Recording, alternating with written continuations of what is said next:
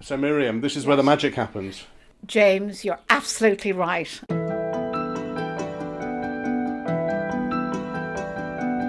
Hello, not too far to travel for this week's Ryecast. As you know, I live at the top of Udimore Road in Rye, so it's a quick walk round the corner into Valley Park to meet Miriam McGuirk.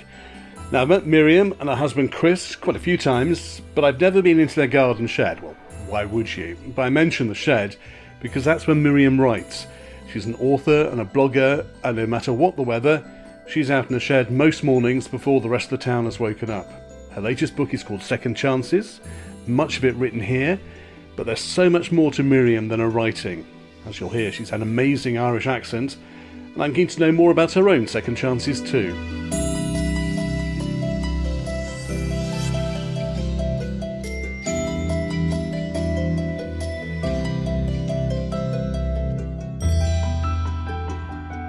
Miriam, it's lovely to see you. We're in the garden shed. We are. Or the writing shack, as I like to call it, James. Describe it for us. I have to walk all of probably 12 steps from the kitchen or conservatory to the front door of the shack. It's made of wood. I thought it was insulated. It is not. So my favourite time of year of working here is summer. I have lots of crystals hanging from the windows and the door. The energy of a room is very important, and I like this energy. I have a view, which is wonderful, back to the garden and the trees beyond the garden and the skyline, and that's important for me. In the lovely warm summer days, all the windows and doors are open and I hear birdsong.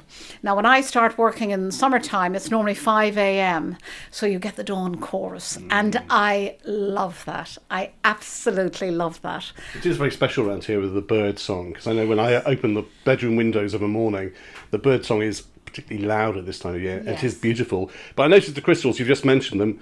Why crystals? I have been attracted to crystals for probably 30 plus years. I feel their energy. I have crystals in every room and I find them very, very healing. I'm very much into complementary medicine, and I'm very much into natural healing and how much we can do for ourselves. So, there's certain crystals I use, for example, the bedroom to help me sleep. Sometimes I have amethyst, which is supposed to help concentration and inspiration, which I'll have here by my desk. And I just feel it brings in the light. There's nothing better than if you're writing and suddenly the sun catches the light in the window and you just have these rainbow colours, and I just find that very uplifting. The book's been out for about a month. We'll talk about what's in the book in a moment or two, because it has been written here but also in many other places. What's the reaction been? I've actually been blown away by the reviews both in the States and here, even Australia, even I think Holland. Yeah, it's really touched me. You never know. It's a bit like, the kite that's been cut or the balloon and just let loose. You just don't know what's going to come back. Everyone has taken something from it. It's been heartwarming. Perhaps it's reached out to community, the opportunity of a second chance, the opportunity of lessons learned, of secrets revealed, of people not giving up hope, of believing that something better is out there. And of course, a lot of people have commented on, the humour, the Irish humour. And I believe that's important, just to sprinkle it with. And it's written not just in the shed and at the kitchen table, but in other places you've lived. Tell us where you've been. In 2003, it was my second chance to turn my life around. With a leap of faith, we went and based ourselves in Turkey, southwest Turkey, up a mountain. Probably took about 3 years, and I was then able to turn my life around and become a full-time writer. Talk about second chances and turning your life around. Yeah. What happened? Why did you need to turn your life around? Yes, it's interesting. I don't normally talk about it, and it doesn't sit on my shoulder. My careers in my old life meant that I worked crazy hours, 600 miles an hour, and I'd burnt out several times, went through the green lights, the amber lights and the red lights, and finally collapsed literally 6 months after my husband and I married. And it turned out that all those years of me struggling, finally diagnosed, but it was 20 years too late, with ME. and then later on fibromyalgia. And that still lives with me. And life was not working because I kept hankering after the old life, the Western way of thinking.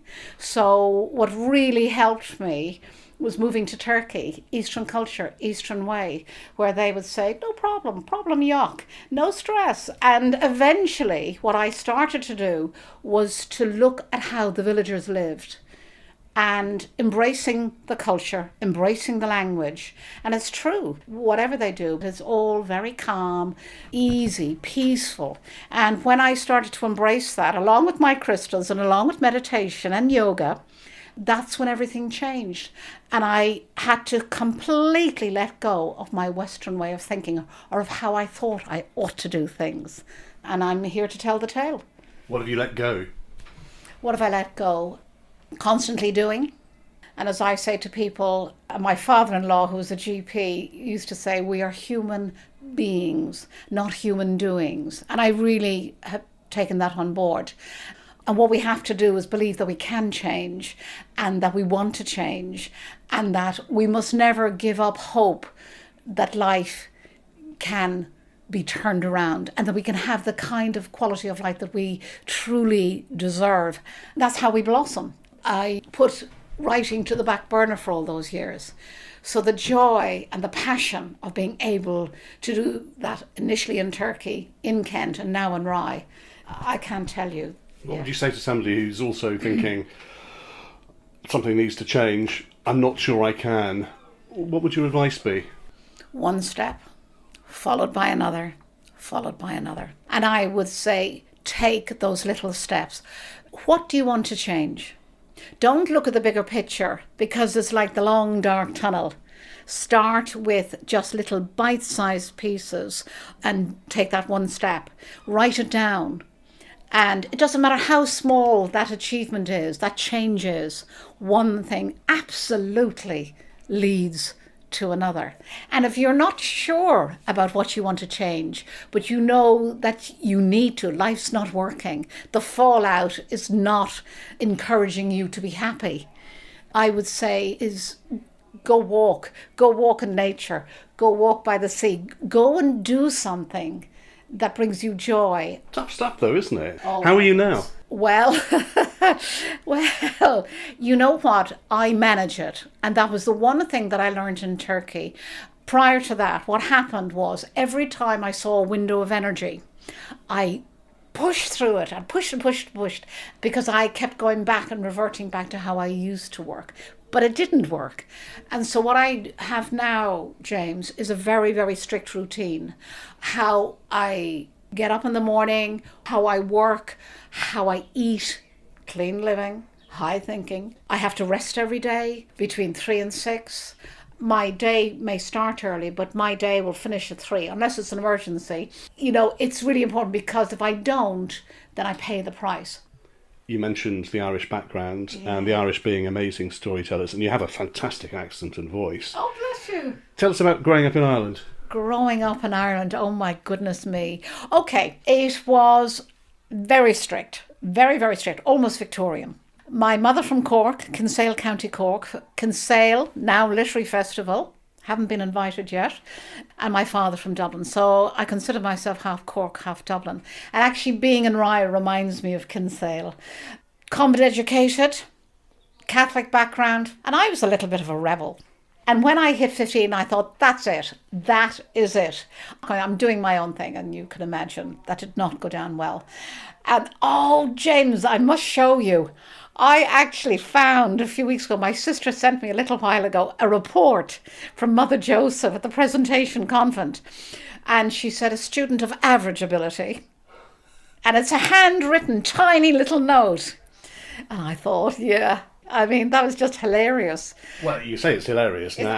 I do, but back in the day, it must be horrible. I know, there was no career guidance. I was a good student, but sport, I love sport, and I had a creativeness, but that was never recognised. How do you look back at those times? Are you angry? Regrets? What? I'm not angry. I mean, I was angry for that. Now I just laugh. You know what saved me? Every summer, from the time I was a little tot, on the 1st of June, I would be on a train from Dublin with my siblings to Cork. to Kinsale. And we stayed for 3 months. We swam all day long. Freedom. I never had that freedom in Dublin. My grandmother trusted us. She said, it's holidays now, whatever you girls want to do. And in the evenings we would walk out, and I actually think that spurred me on. You talk about people changing. And I think even as a young, a 9-year-old, I questioned everything, and I was called cheeky, but I wasn't. I just wanted to know. I was curious. I think it took me a long time to realise, actually, it's okay to be Miriam. It's okay to step into your light. You don't have to pull back to how you were brought up. And there probably was anger there because I just didn't understand how I could change, I suppose, way back then. So let's talk about Rye. Okay. Slightly similar to Kinsale, where you went for summer holidays with your 3 months. grandmother. Yeah. What do you like about Rye? My heart is here. I'm home. I'm home. Even though when I went to Turkey, don't get me wrong, it's a little part of my heart will always be there because that was when everything started to move. But coming to Rye, it ticks so many boxes. Just being surrounded by the sea, the smell of the sea, the seaweed. Oh my goodness, the seagulls. And even though we're up here, I can hear the seagulls. And a lot of people say, oh, you are very close to the sea.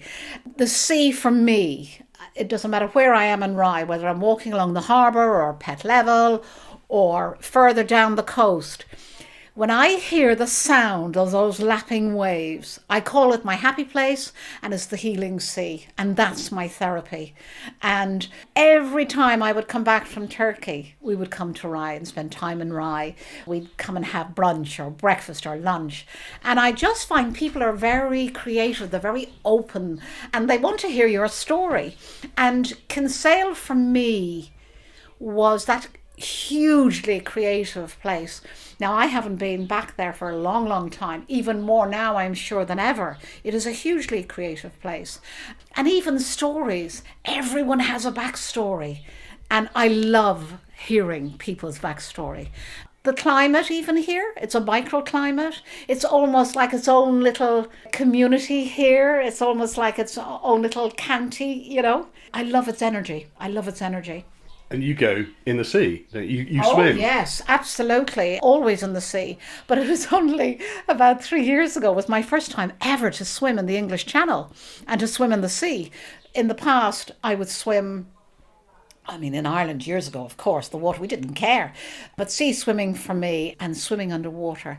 I'll either come back as a dolphin or maybe a mermaid. I just love sea swimming. But since we've been back here, I will swim. Not this year, but normally from May maybe till October. My friends and family think my husband even thinks I'm crazy. And I get him to stand at the edge and he runs away. Then I'm trying to get out of the water. Yeah, I love sea swimming. And that's where my inspiration comes as well, by the sea. I love swimming in the sea too. Yeah. Certainly when it's a bit warmer. But at the moment, real worries about actually what's in the sea. The Rother is one of the most polluted rivers in Sussex, and you do worry what you're swimming in. And actually, that's probably one of the reasons I haven't been swimming yet. And funny enough, about the last bank holiday, we walked along Pet Level, which I love. And when the tide is in, it's lovely to swim down at that very far end, that cove. And the tide was going out, and I could not believe the pools of sewage. And it's really put me off. Where do I go? I don't know. I haven't been to Broomhill recently, but maybe I shall have a little try at Broomhill because I miss swimming. And even when we go away, I just want to go further down the coast. I don't want to be inland.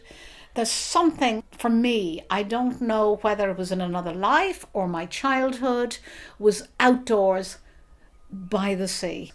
When we lived in Turkey, get up early in the morning, write, lock up the office at 11 o'clock, especially in the really hot summer season, 40 degrees, 9 kilometres, I was at this traditional beach. No tide.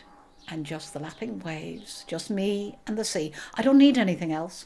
And that gives me, as I said, my inspiration. It also energizes me. It really, really does. So Rye has all of those pluses. The book is Second Chances. Yes. Do you want to give us a hard sell? A hard sell, me. A hard sell. Okay.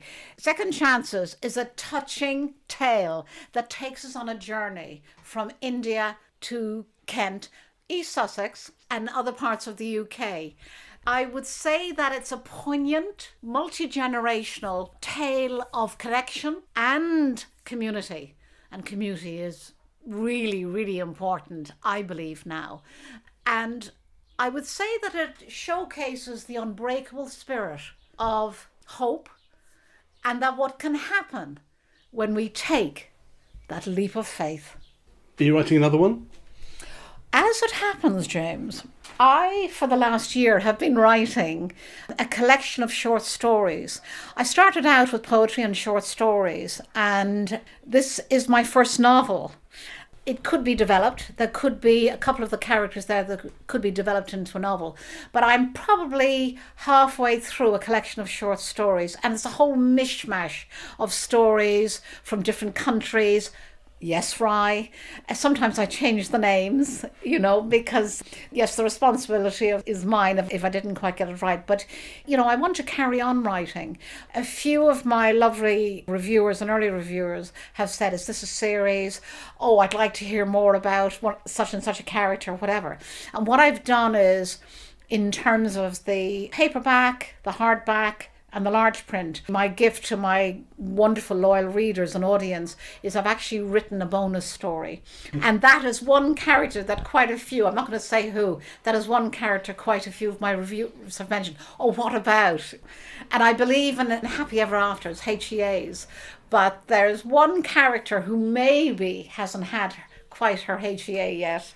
So beautiful summer mornings when the sun is out. Yes. It's a beautiful day in Rye. Yeah. We should be thinking of you in this shed. Yes, writing. In my shack, in the shed, absolutely writing, inspired to write, and then go walkabout. And one of the other things I absolutely love, when I take a break around 11, half 11, is stick on my trainers and I go down across the green, the park, over the bridge, the railway bridge, watch maybe sometimes the train pass by, go straight down where the harbour is, cross over, and I love walking through the town, all around the town, the back streets, because every time I go, there's a cobble street, there's a building, there's a piece of architecture, or there's someone that catches my attention. So that is always my refreshing and recharging. And then it means I can come back to the page for another hour and I'm fresh. It's wonderful. Miriam, it's been lovely talking to you. It's been an absolute pleasure, James.